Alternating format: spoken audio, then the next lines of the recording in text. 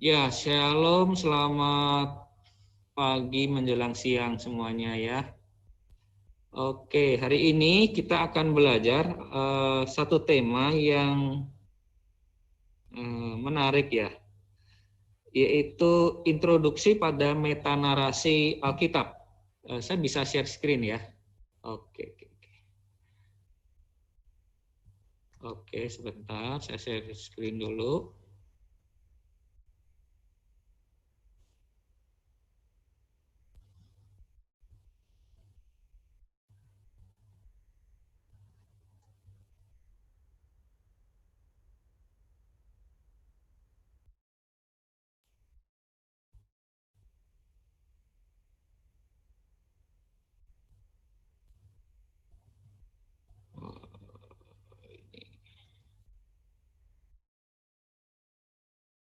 Ya, oke ya.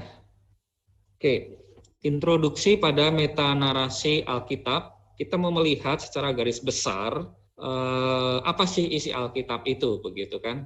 Dari kita akan melihat menjadi beberapa bagian, ada 4 bagian, melihat penciptaan, melihat kejatuhan, melihat penebusan, dan juga melihat pemulihan atau restorasi di dalam kehidupan. Nah, apa sih metanarasi itu? Ya. Nah, metanarasi itu berasal dari kata meta yang berarti melampaui, ya, atau meliputi atau mencakup atau menyeluruh. Nah, sedangkan narasi secara sederhana berarti ya cerita atau kisah begitu. Maka metanarasi secara sederhana itu berarti kisah besar atau cerita yang menyeluruh atau alur cerita yang memberikan konteks, memberikan makna, yang memberikan tujuan bagi semua kehidupan. Metanarasi ini juga berarti satu gambaran besar atau tema besar yang mencakup dan menyatukan semua tema-tema kecil dan di dalam cerita-cerita setiap individu yang ada di dalamnya. Ya, itulah yang dimaksud dengan metanarasi. Nah, gambarannya itu seperti apa sih metanarasi? Itu seperti ini, teman-teman ya.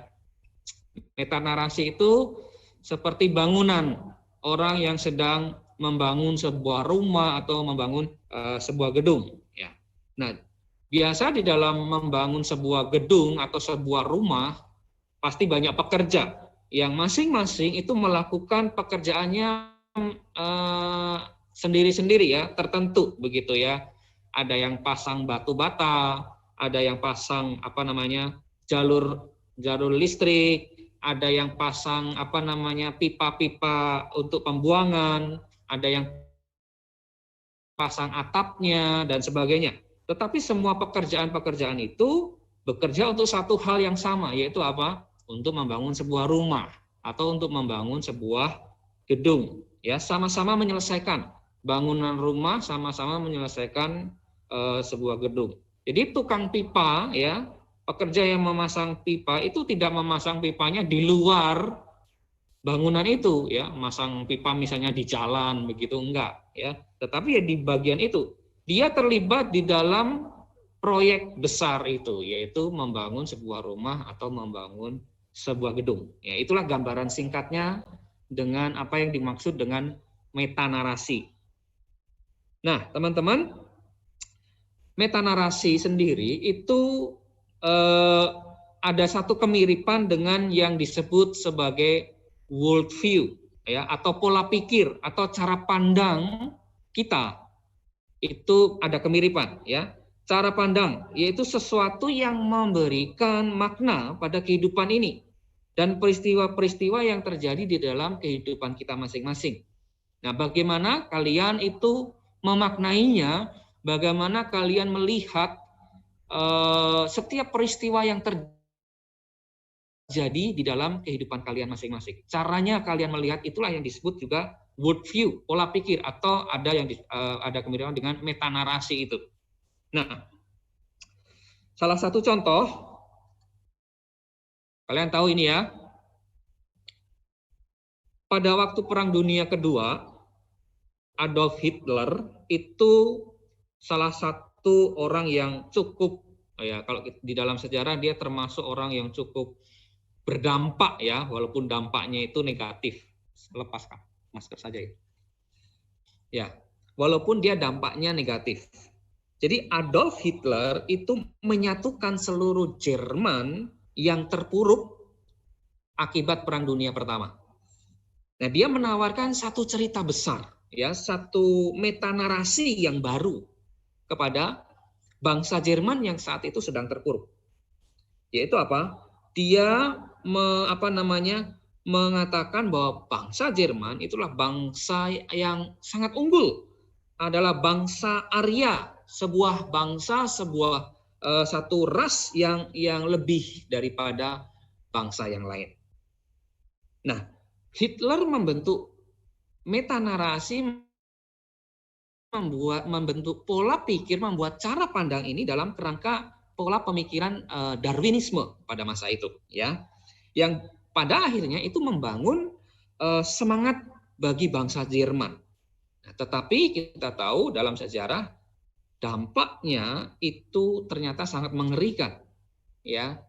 Ada terjadi pemusnahan satu bangsa, ya, pada saat itu bangsa Yahudi, terjadi Holocaust, pembunuhan massal bangsa Yahudi. Dipicu dari apa? Dari metanarasi, dari pola pikir yang salah. Nah, jadi di sini kita boleh melihat bahwa betapa besarnya pengaruh pola pikir atau metanarasi di dalam kehidupan manusia, baik itu pribadi maupun dalam lingkup kelompok. Bahkan kalau Hitler ini dalam lingkup satu negara, ya, sangat pengaruhnya sangat besar, ya, teman-teman. Nah, sebelum kita lanjut lebih dalam lagi, saya ingin teman-teman boleh menjawab pertanyaan ini. Pertama, apa, ya, cerita besar atau metanarasi yang ada di dalam hidupmu? Ya, kalau kalian mulai melihat nih, coba kalian lihat di dalam kehidupan kalian masing-masing, dari mulai kalian lahir sampai hari ini. Kira-kira cerita besar apa sih yang dapat kalian temukan dari, saya yakin bahwa di dalam hidup kalian dari mulai lahir sampai besar terjadi banyak peristiwa, terjadi banyak kejadian-kejadian atau cerita-cerita, baik itu yang menyenangkan maupun itu cerita yang mungkin peristiwa yang menyedihkan, apapun itu. Nah, dari semua cerita-cerita yang terjadi dalam hidup kalian masing-masing, kira-kira cerita besarnya itu apa? Ya, metanarasi besar dalam hidup kalian itu apa? Ya, kalian boleh bayangkan di situ dulu, ya. Nah, kemudian yang kedua, apa definisimu tentang kehidupan yang dalam tanda petik baik, ya? Apa definisimu tentang kehidupan yang baik itu? Kalau misalnya dalam hidupmu ada, hidup saya banyak sekali persoalan, banyak sekali masalah, banyak sekali terjadi hal-hal yang mengecewakan. Rasa-rasanya nggak ada yang baik dalam hidup saya. Nah, definisi baik itu seperti apa menurut kalian? Oh, definisi baik menurut saya itu begini. Misalnya seperti itu. Ya, itu gambarannya. Nah, kemudian saya langsung aja. Apa yang mengancam harapanmu untuk kehidupan yang baik itu, yang menurut kalian baik itu? Oh, saya berharap saya memiliki satu kehidupan yang seperti ini, atau seperti si A, atau seperti si B, yang kayaknya lebih menyenangkan, ya, seperti itu ya. Nah, apa yang mengancam kehidupan yang baik itu, atau harapanmu itu apa yang mengancam? Ya. Nah, dan yang terakhir, di mana kamu dapat mendapatkan pertolongan dan apa yang menopangmu itu? Ya, maksudnya bagaimana engkau mewujudkan dari harapan-harapanmu tadi, ya, kehidupan yang baik tadi? Dari mana engkau dapatkan pertolongan itu? Ya, itu gambarannya secara singkat. Saya nggak karena kita waktunya terbatas, jadi saya langsung saja, ya, tidak menunggu kalian menjawabnya. Pak, boleh nggak contoh, lanjut. Pak? Kenapa? Kasih contoh, Pak. Kasih contoh. Nanti deh, kalau untuk itu nanti kita bisa di bagian akhir ada contohnya. Boleh ke slide yang tadi nggak, Pak? Oke, ke slide tadi ya. Ya, slide yang barusan. Ini ya. Oke, dah, makasih. Oke, udah difoto ya. Oke. Nanti di bagian akhir ada contohnya. Oke. Ini hanya sebagai pengantar saja. Oke. Apakah ada yang sudah nonton film ini? Sudah, tapi nggak semua. Oh, Nggak pernah satupun aku nonton. nggak pernah satupun. Nggak suka Lord of the Rings ya? No, Hobbit, Saya- Lord of the Ring, Harry Potter, nggak gitu sih. Nggak gitu suka. Kayak Hobbit saya belum semua deh. Kalau Lord of the Rings saya full. Hobbit saya nggak semua kayaknya. Oke. Iya, saya sudah nonton semua ini. Kalau ada yang mau nonton, boleh nontonnya dari yang Hobbit dulu serinya. Baru nanti ke seri Lord of the Rings. Nah, bagi yang belum nonton, ya sayang sekali. Nanti kalian boleh nonton. Yang sudah nonton, menurut kalian, apa sih meta narasi dari semua film ini? Meta narasi. Atau apa cerita besar yang menyatukan semua cerita-cerita kecil ini? Ya, ini kan cerita-cerita kecil. Tapi cerita besarnya siapa?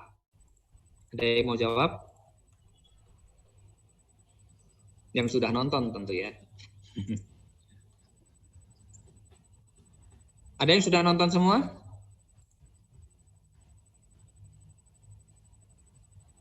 Nggak ada ya? Kebaikan mengalahkan ke evil. Bisa ya. Jadi memang inti dari cerita kecil-kecil ini kan ini ada yang pertama ini kan si Hobbit dari mulai mengawali perjalanan hidupnya ya. Kemudian dia yang kedua ini tentang dengan ada satu naga ya, dia perjalanan ke negeri atau kerajaannya para dwarf ya, kurcaci. Kemudian yang ketiga ini cerita tentang perang antara beberapa kerajaan seperti itu ya. Tetapi di dalam selipan cerita-cerita ini termasuk nanti yang puncaknya di bagian seri yang ketiga yang bawah ini. Yang puncaknya ini yang terakhir ini ya nanti ya. Di dalam selipan yang pertama ini, tiga yang pertama ini ada satu satu kuasa gitu ya, kuasa jahat yang mulai muncul gitu ya. Tadi Pak CK udah sebutkan, ada satu kuasa jahat yang mulai muncul di situ. Cuman di bagian pertama ini belum kelihatan, kuasa kegelapan itu belum muncul, belum kelihatan. Nah, nanti baru muncul itu di bagian yang serinya Lord of the Ring, bagian yang ketiga ini. Puncaknya di yang ketiga.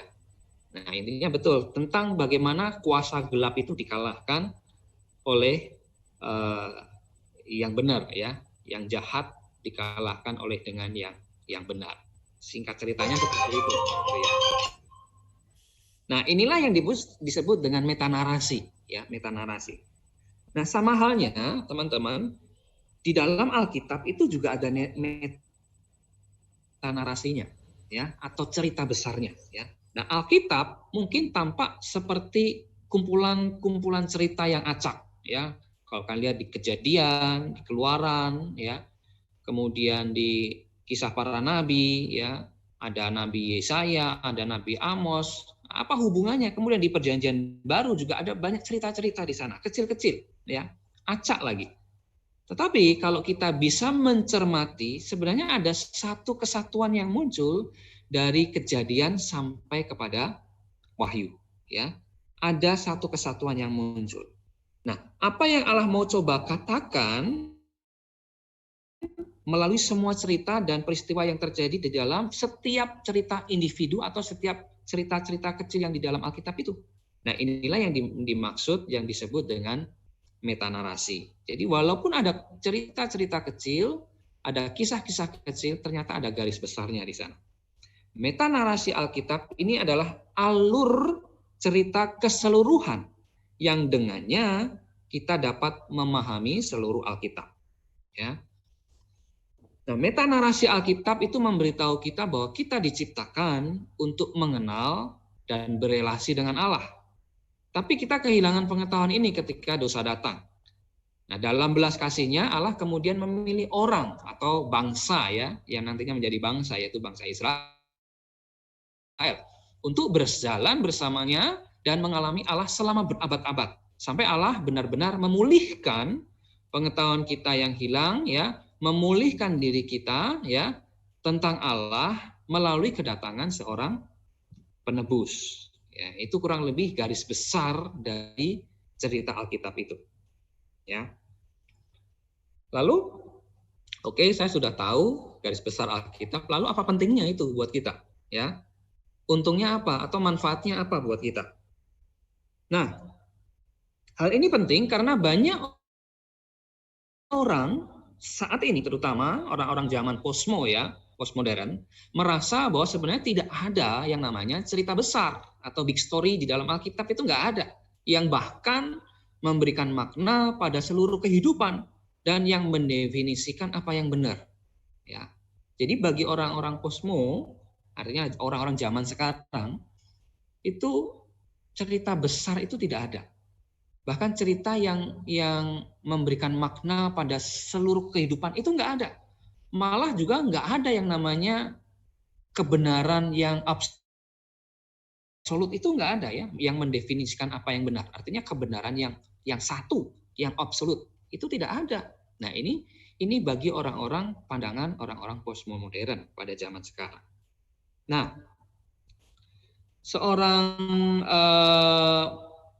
penganut posmo juga ya, Jean-François ya, ini bacanya susah nih, Lyotard. Dia seorang filsuf berkata demikian, menyederhanakan hingga ekstrim, saya mendefinisikan postmodern sebagai ketidakpercayaan terhadap metanarasi, ya, terhadap metanarasi. Nah, jadi teman-teman, bagi orang-orang postmodern, dia punya semacam kecurigaan, keraguan dengan yang namanya metanarasi, apalagi metanarasi Alkitab. Mereka menolak hal-hal yang bersifat absolut dan eksklusif. Ya, Alkitab itu menyatakan yang bersifat absolut dan eksklusif. Alkitab itu menyatakan kebenaran yang eksklusif. Hanya satu-satunya kebenaran, yaitu di dalam Alkitab. Nah, bagi orang postmodern tidak mau hal yang demikian. Nah, keyakinan bagi orang-orang postmodern ini kemungkinan besar didasari dengan kenyataan bahwa metanarasi di zaman dulu, di masa lalu, itu banyak mengecewakan. Ya, misalnya nih, orang-orang posmo menunjukkan bahwa kapitalisme pada masa zaman dulu dan juga komunisme pada masa dulu itu gagal menjelaskan dunia ini, dan ternyata terbukti malah menjadi cerita yang menindas ya dan mementingkan diri sendiri yang dalam beberapa kasus itu membawa penderitaan bagi jutaan orang. Misalnya tadi seperti kisahnya Adolf Hitler, itu akhirnya justru menjadi buruk ya, justru membuat penderitaan banyak orang. Nah, karena itu sebagai orang percaya kita perlu mengerti tentang metanarasi Alkitab. Kita menolak anggapan orang-orang postmodern bahwa tidak ada metanarasi yang absolut. Nah, kisah Alkitab dengan jelas menyajikan satu narasi yang sangat luas dalam cerita yang dimulai di dalam Taman Eden, ya. Kemudian itu nanti akan berakhir di mana? Di kota Allah, yaitu Yerusalem yang baru.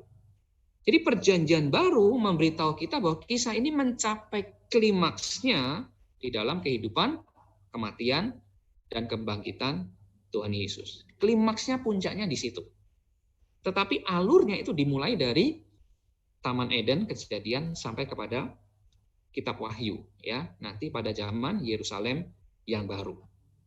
Nah,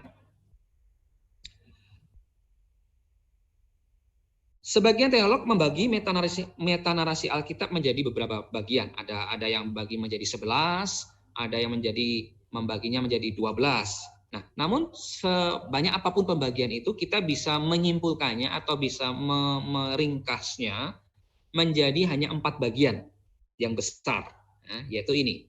Ya, pertama itu penciptaan, ya, creation. Kemudian yang kedua kejatuhan atau fall. Kemudian yang ketiga redemption, ya, penebusan, dan yang keempat itu restoration, ya, atau pemulihan, ya, atau ada yang menyebutnya consummation. Nah, ketika kita melihat kisah besar Allah di dalam semua kehidupan, ya, kita melihat bahwa Tuhan Yesus itu dimuliakan sebagai pencipta, sebagai penebus, dan juga nanti sebagai pemulih, ya. Nah, Roma pasal 11 ayat 36 berkata, sebab segala sesuatu adalah dari Dia dan oleh Dia dan kepada Dia. Bagi Dialah kemuliaan sampai selama-lamanya. Jadi segala sesuatu yang ada ini memang dari Dia, untuk Dia dan kepada Dia, ya. Ketika kita bisa memahami metanarasi Alkitab ini akan menolong kita untuk apa? Memuliakan Allah dengan menemukan apa? Pengharapan di dalamnya, menemukan apa? Penebusan di dalamnya, dan menemukan apa? Pemulihan, ya, di dalam Kristus. Itu kita bisa menemukan di sana. Itu Pak Oke, Yohan. sampai di sini ada satu pertanyaan. Pertanyaannya, coba siapapun boleh jawab ini. Menurut kalian apakah dunia itu, ya, atau tempat apakah dunia itu? Apakah dunia itu?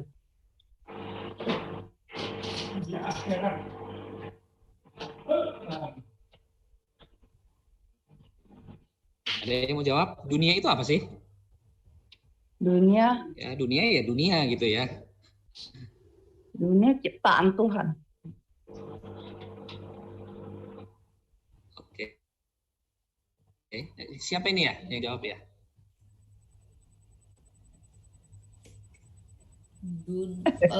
Pertanyaannya itu apakah dunia itu secara apa? Secara apa maksudnya? Kalau untuk saya ya, aku nggak tahu dunia itu tuh apakah satu konstelasi atau satu bima sakti atau satu bumi atau satu solar system. Aku nggak tahu dunia itu apa sebenarnya. Seluas apa aku nggak tahu. Oke. Oke. Oke. Kalau menurut kamu sendiri dunia itu? Menurut saya dunia Ada itu yang sih jawab? seperti universal tapi Mungkin ada yang lebih jawab. kecil. Seperti universe tapi lebih kecil. Oke. Kalau yang kedua, Universe, tempat ya, apakah dunia tapi itu? lebih kecil begitu ya? Ya. Kalau yang kedua, tempat apakah dunia itu tempat yang mempunyai banyak sekali hal ciptaan Tuhan, dan masih ada banyak di sana yang kami belum dan masih ada banyak hal di sana yang kami belum menemukan gitu, kayak mendiscover gitu.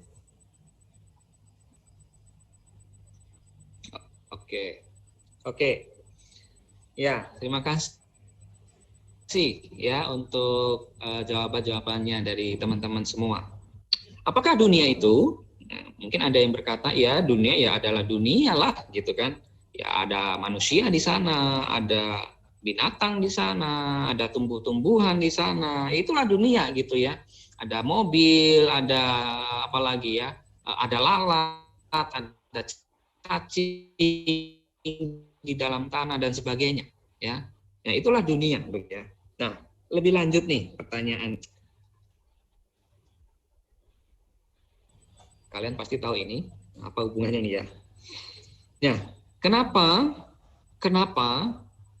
ada IG, ada Facebook, ada WA, ada TikTok, bahkan juga obat nih. Saya kasih contohnya Panadol nih. Bukan promosi ya. Jadi kenapa ini tidak berlaku di pedalaman hutan? Ya, di Amazon, ya, atau di hutan Kalimantan, ya, di suku-suku primitif, kenapa ini tidak berlaku? Ya, atau sebaliknya, ini adalah contoh jimat, ya, jimat-jimat yang ada tolak balak yang mahal, yang dari dukun-dukun, dari orang pintar. Kenapa ini tidak New York atau di London, ya? Kalau di Jakarta nggak tahu deh, ya. Kalau di Jakarta kayaknya masih ada yang suka megang itu, ya. Tetapi kenapa ini garis besarnya tidak berlaku, ya? Kenapa ini tidak berlaku? Nah, itu berkaitan dengan yang namanya world view atau cara pandang atau pola pikir, ya. Nah, world view atau cara pandang itu punya konsekuensi, ya. Ada depresi, ada perasaan hampa, ada perasaan kesepian, benci pada kehidupan, itu adalah penyakit khas dari orang-orang perkotaan, ya, orang-orang modern yang sebenarnya tidak dijumpai pada masyarakat tradisional yang mereka suka komunal, ya, yang percaya dengan magic, yang percaya dengan hal-hal gaib. Ya. Depresi, hampa, kesepian, kebencian, ya, itu jarang dijumpai dengan orang-orang yang hidupnya tradisional. Orang primitif, orang tradisional tidak membutuhkan tadi IG, tidak butuh lagi, tetapi yang komunal dan yang magic, ya, percaya dengan hal gaib, punya masalah yang lain, yaitu apa? Kebebasan dan hak-hak individu yang tidak ada, ya, maksud tidak diberi ruang. Bahkan sains bagi orang-orang primitif itu tidak berkembang. Hidup penuh dengan ketakutan, hidup penuh dengan irasionalitas, percaya dengan di gunung besar itu ada penghuninya, pohon besar itu ada yang menjaganya, seperti itu, ya. Maka mereka perlu yang namanya jimat, mereka perlu yang namanya mantra. Itu apa? Mengurangi rasa takutnya. Tapi orang di perkotaan, orang-orang modern, ya, mereka nggak percaya kebanyakan, ya, yang namanya setan, hantu, bahkan ada yang tidak percaya yang namanya Tuhan. Maka nggak butuh, saya nggak butuh jimat, saya nggak butuh mantra, saya nggak butuh hal-hal yang gaib itu. Bagi masyarakat yang tradisional, yang primitif, dunia itu dipandang sebagai sesuatu yang tidak stabil, ya, yang menyeramkan, yang misterius, yang penuh dengan hal-hal gaib, membuat mereka takut. Jadi orang-orang tradisional, primitif itu mereka ditaklukkan oleh dunia dan tidak menaklukkan dunia. Nah, sebaliknya bagi orang-orang modern, ya, orang-orang perkotaan, mereka justru menaklukkan dunia, ya, melalui teknologi, melalui sains, ya, mereka taklukkan dunia, ya. Nah, mengapa di dalam masyarakat modern yang maju malah banyak dijumpai kasus-kasus depresi, kasus-kasus bunuh diri, kesepian, kehampaan. Sebaliknya di dalam masyarakat yang tradisional, primitif, tos, legenda, ya, Panadol nggak laku. Maka sekali lagi semua ini berkaitan dengan cara pandang, dengan pola pikir, dengan world view, ya, tentang tempat apakah dunia itu, tentang apakah dunia itu. Nah, saudara, teman-teman, di tengah bangsa yang percaya bahwa tatanan dunia ini didirikan oleh dewa-dewa yang tidak maha kuasa dan jelas tidak maha baik dan tidak dapat dipercaya, yang nasibnya sendiri dapat menjadi tidak menentu, ya, oleh pengkhianatan, oleh mantra, kalah dalam perang, gambar yang bawah nih dewa-dewa orang Hindu. Yang satu mencipta, satu pelihara, memelihara, ada apa ya? Keserasian ya. Semuanya bertentangan. Nah, di tengah dunia, di tengah bangsa-bangsa yang percaya hal yang demikian, maka yang secara radikal itu berbeda dengan bangsa-bangsa yang lain. Yaitu apa? Allah, ya, Allah Yahweh yang cukup pada dirinya sendiri itu menciptakan manusia bukan untuk melayani Allah, bukan karena juga Allah itu kesepian, tetapi karena Allah itu kasih, maka Ia menciptakan, ya. Allah Tritunggal itu mendirikan tatanan dunia ini dengan kekuatan kasih-Nya, bukan kekerasan, ya. Menciptakan dunia ini dengan kasih Allah, ya. Ini gambaran besarnya tentang kisah penciptaan, ya, di mana itu sangat jauh berbeda dengan cerita-cerita dengan bangsa-bangsa lain, ya. Kisah penciptaan dari bangsa Israel itu begitu berbeda dan sangat radikal. Nah, kita akan melihat satu persatu, yaitu dari penciptaan dulu. Di Kejadian pasal 1 ayat 1 sampai 2, pada mulanya Allah menciptakan langit dan bumi. Bumi belum berbentuk dan kosong, ya. Kejadian pasal 1 ayat 1 sampai 2. Kejadian pasal 1 dimulai dengan menggambarkan penciptaan dalam istilah 7 hari, ya. 7 hari itu apakah sama dengan hari yang kita maksud, ya. Itu lain lagi, bahwa penciptaan itu dimulai dari Allah, ya, dimulai dari Allah. Nah, struktur pasal ini didasarkan pada 2 kata. Oke, bahasa Ibrani-nya itu tohu dan kosong, bohu, ya. Sebelum penciptaan segala sesuatu itu tidak berbentuk, ya, nggak ada bentuknya dan juga kosong.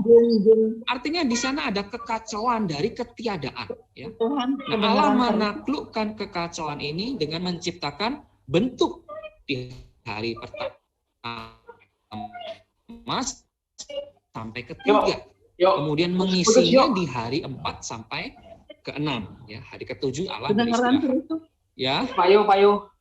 Agak putus-putus, Pak. Suaranya agak putus-putus. Ya. Suaranya agak putus-putus, suaranya. Putus, ya? Iya. Oh. Oke. Sudah lancar? Mungkin sinyalnya, ya. Iya, dari yang tadi itu yang dewa-dewa katanya. Oh, dari yang dewa-dewa. Waduh. Perlu saya Kalau ulang. nggak dari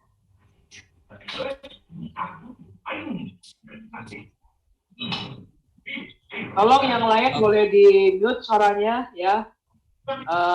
Ai Kikchin sama Jonathan. Soalnya feedback suaranya di sini. Terima kasih. Oke, suara saya udah jelas? Masih putus-putus Ya udah, dikit, coba. Pak. Halo? Masih putus-putus. Oh, putus-putus, ya. Oh. Coba saya pindah posisi dulu, ya. Sebentar.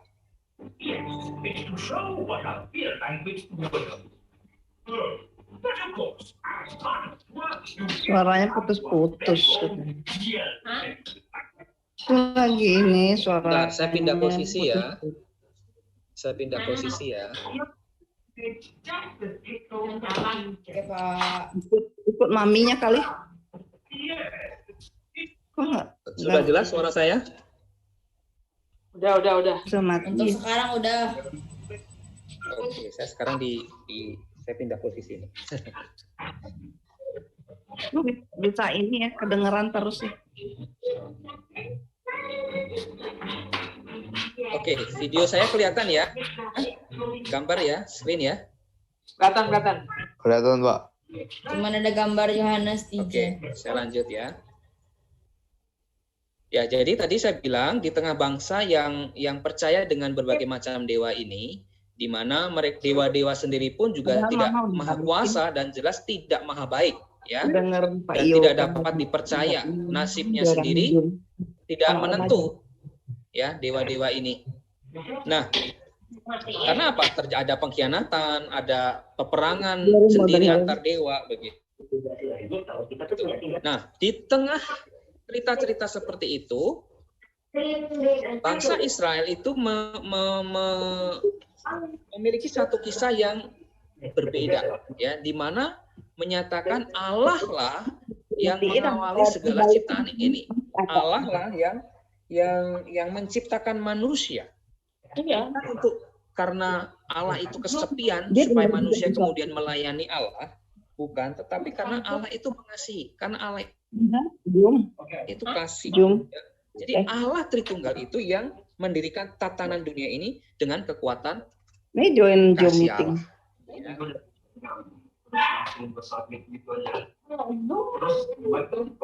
Oke. Tadi kita di creation, ya. Penciptaan. Kejadian 1 ayat 1 sampai 2. Pada mulanya Allah menciptakan langit dan bumi, ya. Bumi belum berbentuk dan kosong. Nah, dalam kejadian ini kan suara kita nggak struktur kedengeran. pasal ini menunjukkan bahwa ada dua kata yang menarik, yaitu apa? Tohu dan bohu, ya.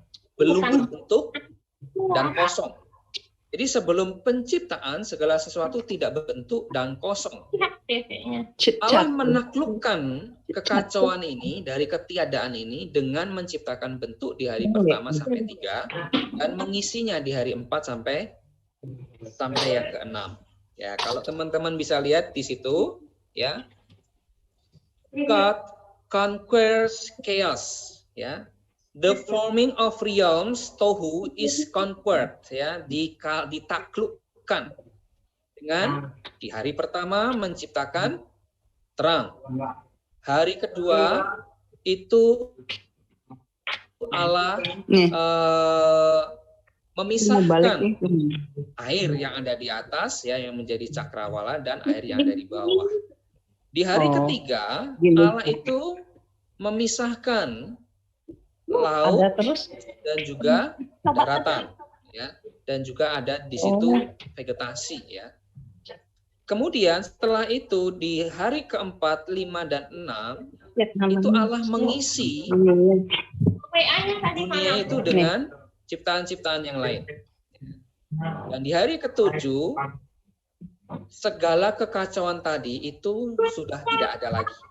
Dan Allah secara total itu berkuasa, ya. Di hari ketujuh Allah beristirahat, ya. Maka ketika teman-teman lihat ciptaan Allah itu, Allah melihat segala yang dijadikannya itu sungguh amat baik. Kejadian 1 ayat 31. Ya. Allah melihat segala yang dijadikannya sungguh amat baik. Nah, dari situ Allah memberikan satu mandat, ya, mandat budaya. Yaitu apa? Manusia adalah penjaga bumi dan dipanggil untuk mengelola dan memelihara bumi ini dengan penuh kasih, bukan mengeksploitasi, tetapi menjaga, mengelola, dan memelihara. Nah, pasal-pasal awal di dalam Kejadian tentang penciptaan sangat penting karena ini mendefinisikan seluruh pandangan Alkitab. Secara khusus ini juga menjawab 4 pertanyaan ini, ya, di dalam Kejadian. Menjawab 4 pertanyaan ini. Who are we, ya. Kemudian where are we, ya. Di mana kita? Yang ketiga, what is wrong, apa yang salah, dan yang keempat, what is the solution, apa solusinya. Ya, ini adalah pertanyaan-pertanyaan yang sering ditanyakan oleh manusia. Ya. Nah, Kejadian 1 menjawab 2 pertanyaan worldview ini, yaitu who are we, ya, siapa kita.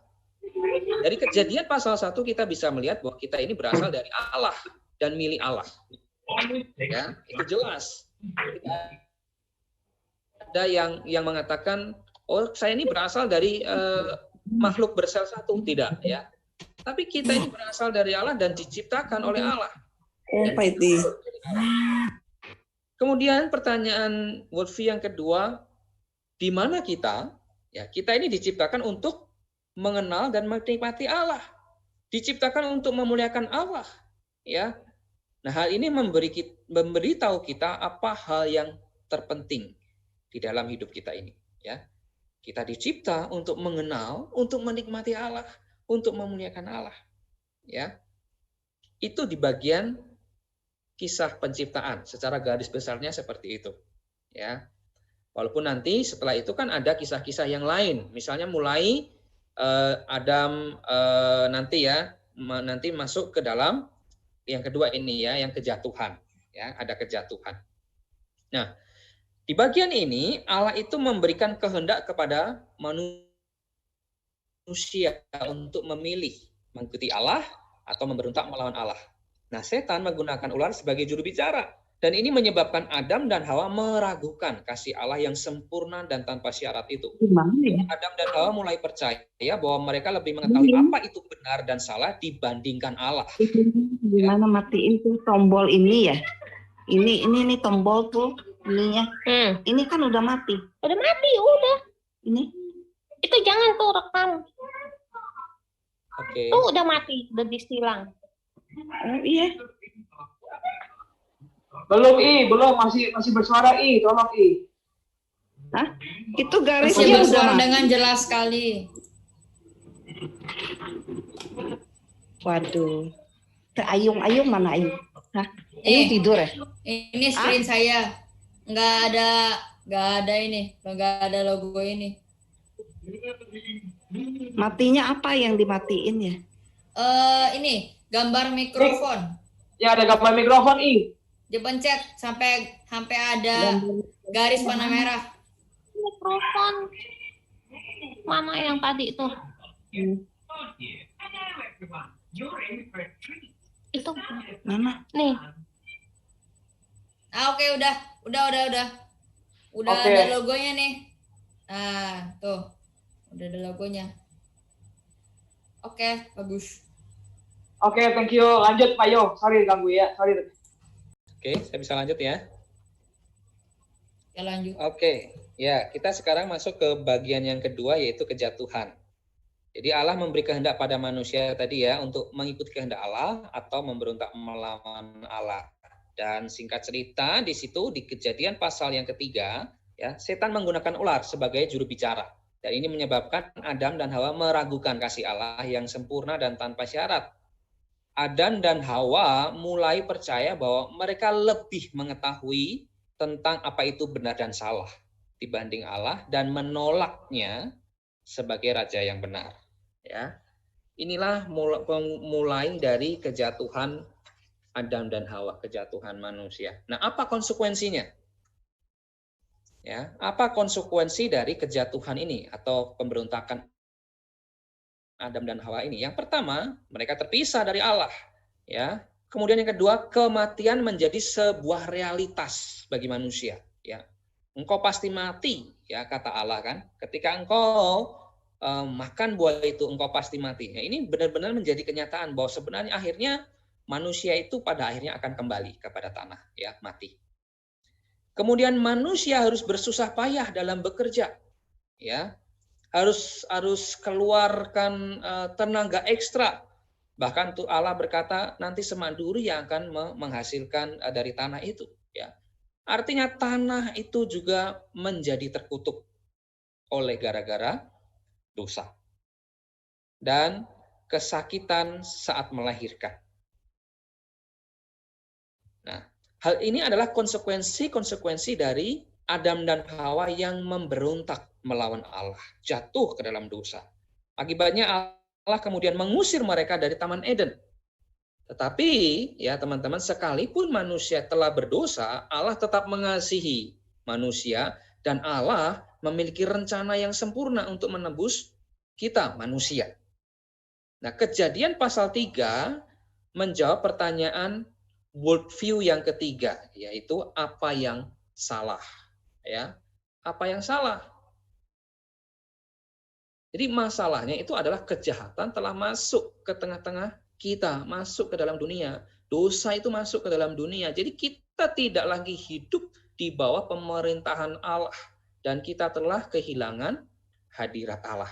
Relasi kita dengan Allah itu terputus, ya.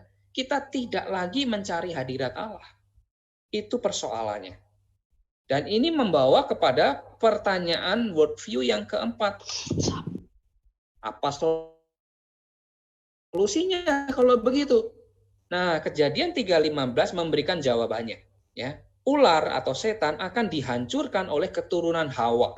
Ya, dikatakan di sana, aku akan mengadakan permusuhan antara engkau dan perempuan ini, antara keturunanmu dan keturunannya. Keturunannya akan meremukkan kepalamu dan engkau akan meremukkan tumitnya. Nah, kata keturunan perempuan, ya, keturunannya di sini itu tidak jamak, ya, bukan keturunan-keturunan, tetapi hanya satu, keturunan tunggal. Nah, ini merujuk kepada siapa? Kristus, ya. Bagian ini, ayat firman Tuhan ini oleh para teolog biasa disebut sebagai proto-evangelium atau Injil yang pertama, karena di dalamnya itu Allah memberikan pengharapan, ya. Ada mengandung pengharapan. Nah, ini kisah kejatuhan. Ya, kisah kejatuhan. Yang pertama tadi kisah penciptaan, ya, dari pasal 1 sampai pasal yang kedua. Kemudian yang pasal ketiga, mulai pasal 3 ini adalah mengawali kisah kejatuhan. Ya, mengawali artinya nanti dan kitab-kitab selanjutnya kan itu mengisahkan begitu banyak cerita kejatuhan. Akibat kejatuhan ini manusia itu banyak berbuat dosa. Mulai dari Kain dan Habel, ya, Kain membunuh Habel, ya, kemudian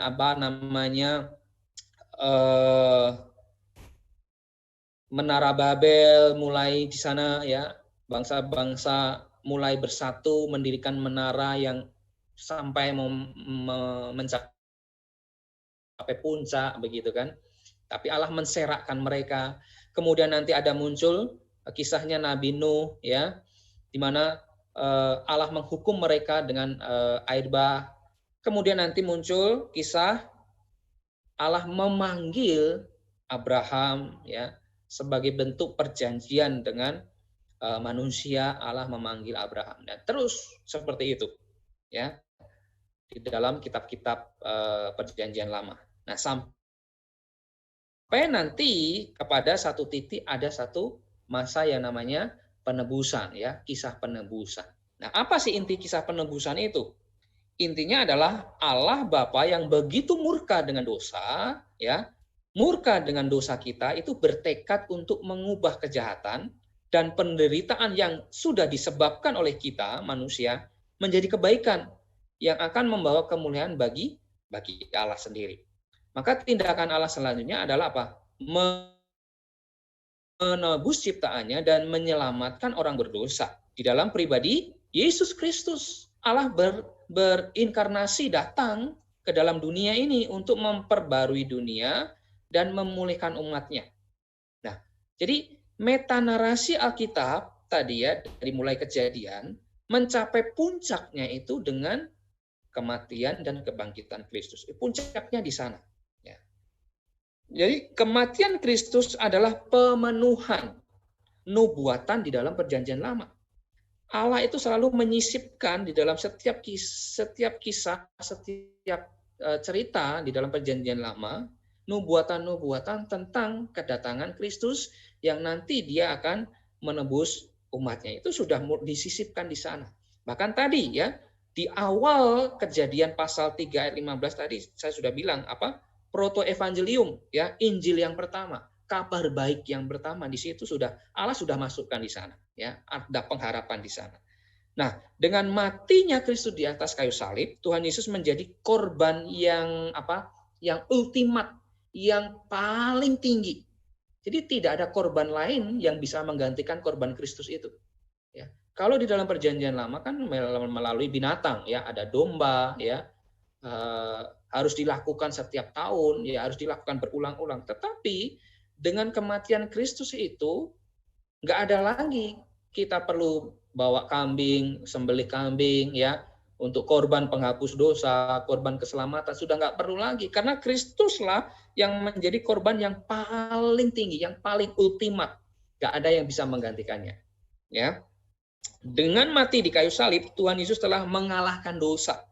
Ya, kenapa? Karena dosa adalah akar segala kejahatan di dunia. Dan hanya melalui kematian Kristus dan melalui kebangkitannya itu yang mampu menghentikan dosa. Nah, inilah kisah penebusan yang dikerjakan di dalam diri Yesus Kristus. Nah, yang terakhir adalah kisah pemulihan atau restorasi ya. Jadi kisah penebusan itu tidak berhenti di sana saja, tetapi ada kelanjutannya. Allah berjanji akan memperbaharui seluruh bumi ini.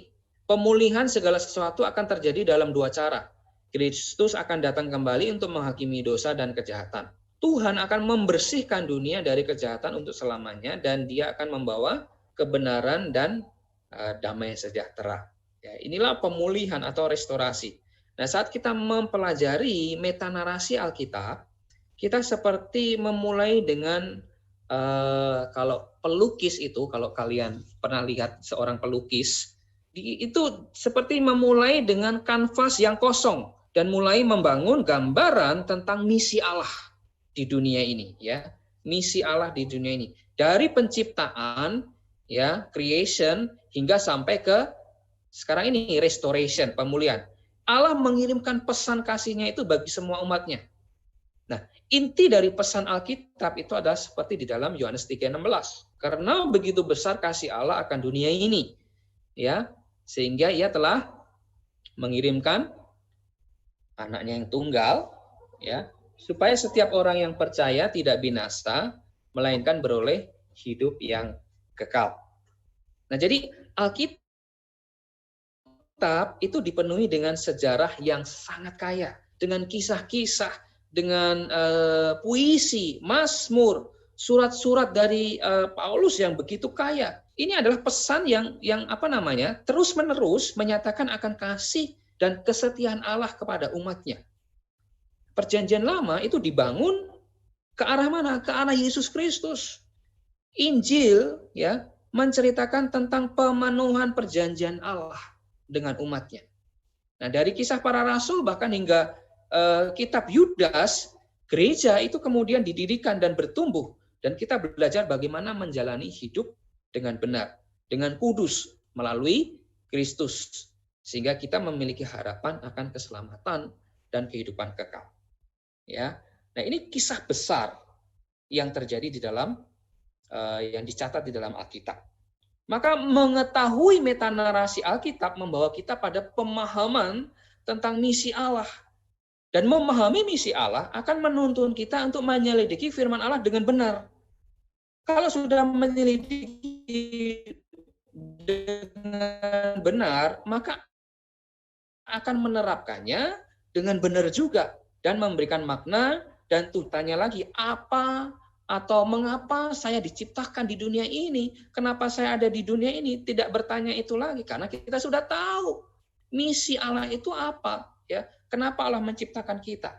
Nah, itu kita bisa melihat dari metanarasi Alkitab, ya, kisah Alkitab secara keseluruhan. Ketika kita tahu, maka hidup kita akan lebih bermakna.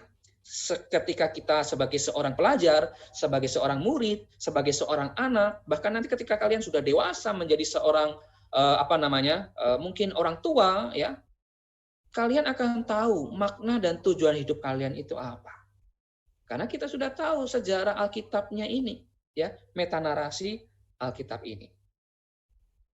Nah, metanarasi Alkitab semuanya berbicara tentang Allah dan kemuliaannya, ya. Nah, ini kita nanti akan ada diskusi, teman-teman. Sebelum diskusi, saya ingin menutup bagian ini dengan sebuah kisah, ya, dengan sebuah pernyataan, ya, bahwa tadi kita bilang metanarasi Alkitab itu berbicara tentang Allah dan kemuliaannya. Bagaimana Allah dengan kasih menciptakan manusia. Jadi Allah itu sebenarnya adalah tokoh utama dalam kisah Alkitab ini, ya. Allah itu tokoh sentralnya, bukan manusia. Tetapi seringkali manusia itu gagal melihatnya, ya. Kita gagal melihatnya. Kita seringkali berusaha menempatkan diri kita di dalam kehidupan ini, kitalah yang menjadi tokoh utama, ya. Kita yang menjadi pemeran utamanya. Ya. Kita gagal melihat bahwa sebenarnya pemeran utamanya adalah Allah. Allah yang ciptakan kita, Allah yang menciptakan alam semesta ini. Jadi Allah yang harusnya menjadi tokoh sentral, ya. Karena kita menganggap diri kita sebagai tokoh utamanya, kita semua akhirnya punya meta narasinya sendiri-sendiri, ya. Punya ceritanya sendiri-sendiri, ya. Kita punya creation story sendiri-sendiri di mana kita berusaha menemukan identitas kita sendiri. Seperti Adam dan Hawa mencari identitasnya menurut kemauannya sendiri, ya. Sama, kita juga punya kisah kejatuhan kita sendiri. Artinya tentang apa yang menurut kita salah. Misal kita berbuat salah dalam hidup kita, kita ada satu dosa, kita ada satu persoalan dalam diri kita, ya. Jadi kita mempunyai kisah kejatuhan kita sendiri, ya. Dan karena kita punya kisah kejatuhan kita sendiri, akhirnya kita berusaha mencari atau punya kisah penebusan kita sendiri, ya. Apa yang menurut kita bisa memperbaiki persoalan kita sendiri di dalam diri kita, apa yang dapat menolong kita sendiri, apa yang dapat menyelamatkan kita sendiri, yang akhirnya apa? Membawa kita kepada bergantung pada hal-hal yang bersifat duniawi. Ya, bergantung pada kekayaan, bergantung kepada kepandaian, bergantung kepada kemampuan sendiri supaya bisa memperbaiki persoalan kita. Ya. Kita juga punya kisah pemulihan kita sendiri, restoration kita sendiri, di mana kita akan mendapatkan harapan kita menurut kemauan kita sendiri. Ya. Ketika hidup kita banyak masalah, kemudian kita berharap, bermimpi, oh seandainya saya begini. Ya, seandainya akan mendapatkan nilai yang baik. Misalnya seperti itu. Itu artinya ada satu kisah restorasi, kisah pemulihannya sendiri yang tidak dilandaskan pada kebenaran kisah Allah sendiri. Ya. Ketika hidup kita tidak berjalan dengan Allah, maka hidup kita itu sebenarnya sudah keluar dari jalur ini. Kita tahu teman-teman, di tengah dunia ini, apalagi di masa pandemi inilah, karena kalau orang nggak kerja gimana, susah hidupnya, ya kan? Susah hidupnya. Kalau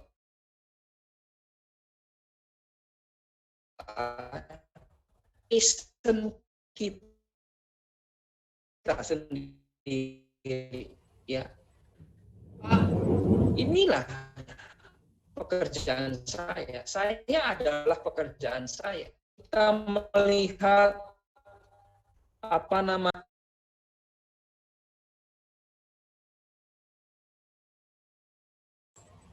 Kayaknya tuh karena Bentar ini ya, deh, bentar ya. koneksi